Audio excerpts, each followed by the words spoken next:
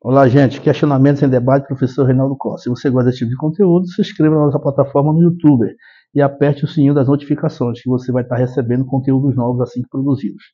Bem, gente, nesse ano que está em curso, né, nós já estamos adentrando aí no terceiro mês de 2025, nós já trouxemos já discussões sobre atualidades, sobre a política trumpista que está borbulhando, que está efervescendo, né, que está fervendo aí, cheio de ações, de medidas impactantes, né, no que diz respeito a tarifas, a taxação de produtos, isso está causando uma verdadeira guerra comercial no mundo. Bem, mas isso aí nós já temos no arquivo do canal temas falando sobre essas questões que eu acabei de levantar aqui. Mas hoje eu vim tratar aqui, fazer uma reflexão sobre a guerra entre israelenses e palestinos. Israelenses e palestinos.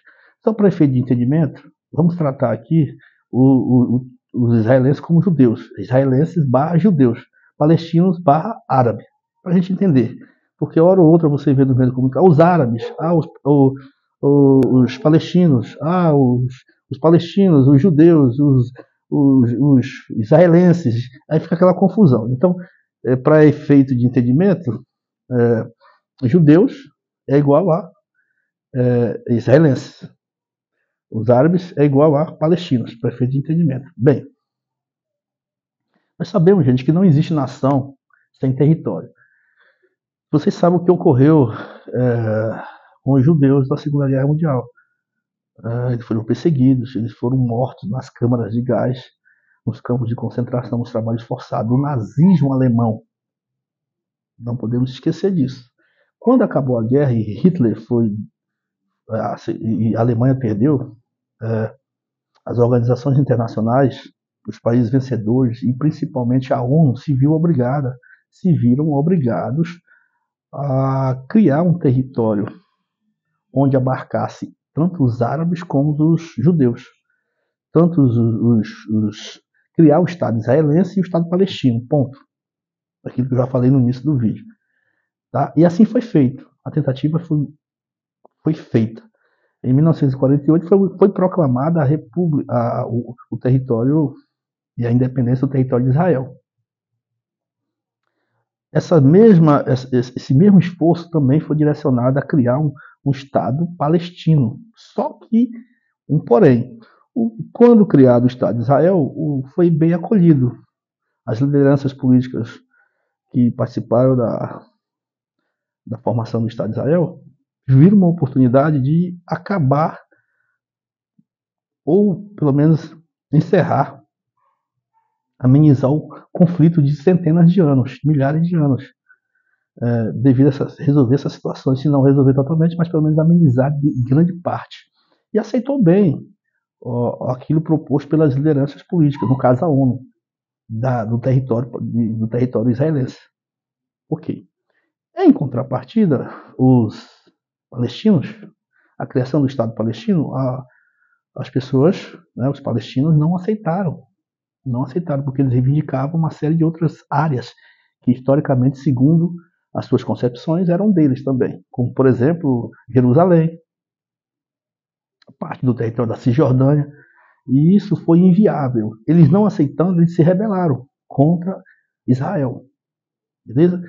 Então, eu estou falando isso aí, gente, a partir, não estou fazendo um levantamento histórico da origem, estou falando do pós-guerra.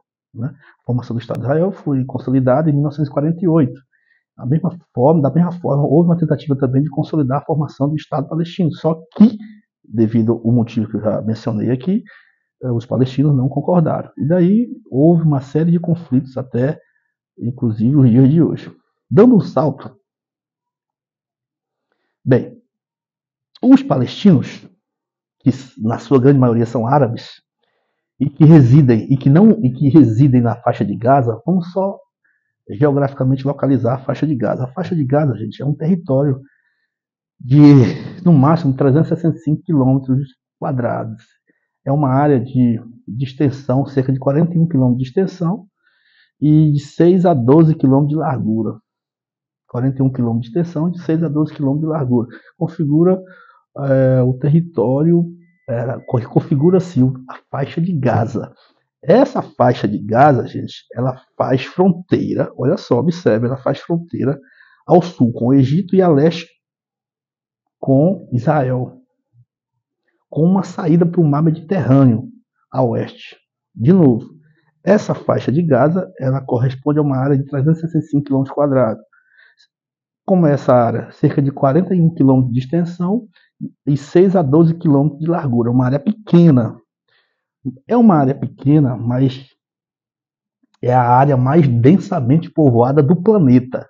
Cerca de 2 milhões de pessoas residem na faixa de Gaza. Em sua maioria, que eu já falei aqui, são os palestinos, que reivindicam a formação do seu território. Então estão alojados naquela faixa.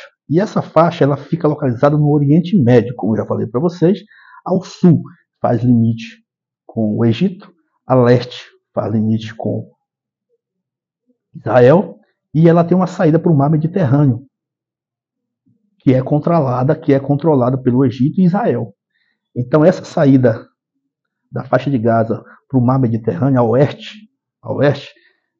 seria um território perfeito, um território muito estratégico, que é uma saída para o mar, é uma saída para o comércio internacional, é uma saída para o mar Mediterrâneo, né? É uma saída para o comércio global, para o comércio internacional ali na Europa, na África e na Ásia.